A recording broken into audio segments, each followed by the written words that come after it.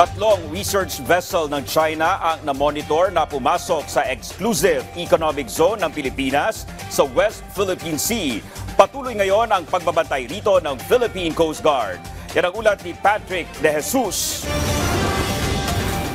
Ang Pilipinas pa ngayon ang tinawag ng China na troublemaker o nag-uudyok ng gulo sa karagatan. Ayon sa tagapagsalita ng Chinese National Defense Ministry, isinasama pa ng Pilipinas ang ibang mga bansa para magkaroon ng tensyon. Kinontra ito ng Philippine Coast Guard dahil taliwas ang pahayag ng China sa kanilang mga ginagawang pambubuli sa ating mga barko, bagay na sinigundahan ng isang eksperto. Despite of all this, the Philippine Coast Guard still maintained professionalism. We never responded to such bullying tactics ng People's Republic of China. As a matter of fact, ang Philippine Coast Guard ay umaayon sa guidance ng ating Pangulo ng pagtitimpi. Well, that's their current propaganda line. They're trying to get the rest of the region and the international community up against us.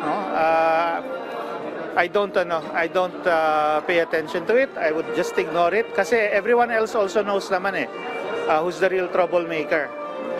We're not the ones going over 1,000 miles to create trouble. I think it highlights also their kind of desperation din.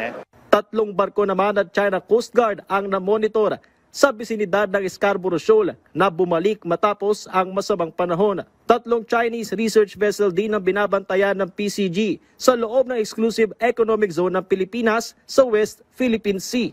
Isa rito ay ang Beidao 996 na huling na-track sa tulong ng Canadian Dark Vessel Detection Program, 185 nautical miles ngayon mula Zambales. Magkasama naman pumasok sa EEZ ng bansa noong July 25 ang multi-purpose research vessel Xiangyang Hongten at unmanned drone carrier Zhu Haiyun na parehong umikot malapit sa Balagtas Reef nitong Huwebes. Huling namataan ng mga ito 195 nautical miles mula sa Rizal, Palawan. Magde-deploy na ng mga barko ang PCG para itaboy ang mga Chinese research vessel. If proven that they are actually conducting marine scientific research, we have to document this and of course submit this to proper authorities for us to act on these illegal activities of the People's Republic of China. Sa gitna ng patuloy na mga hamong kinakaharap ng Pilipinas sa pag-iid sa karapatan at soberanya ng bansa, isinusulong ngayon na amyendahan ng mga mambabatas ang AFP Modernization Law. Ang apela ng galing mismo kay Defense Secretary Gilberto Teodoro Jr. na suportado ng Armed Forces of the Philippines. Alam natin na nag-o-obsolete ang mga kagamitan in a much shorter time. Walang bansa sa mundo na may independent foreign policy na walang malakas na sandatahan.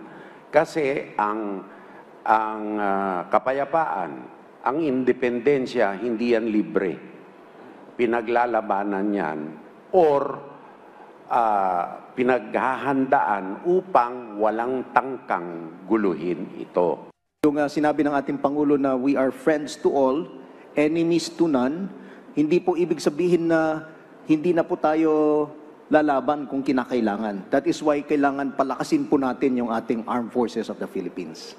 Taong 2012 nang magkaroon ng revision sa AFP Modernization Program na nakahati sa iba't ibang horizon of phase sa loob ng 15 taon. Patrick De Jesus para sa Pambansang TV sa Bagong Pilipinas.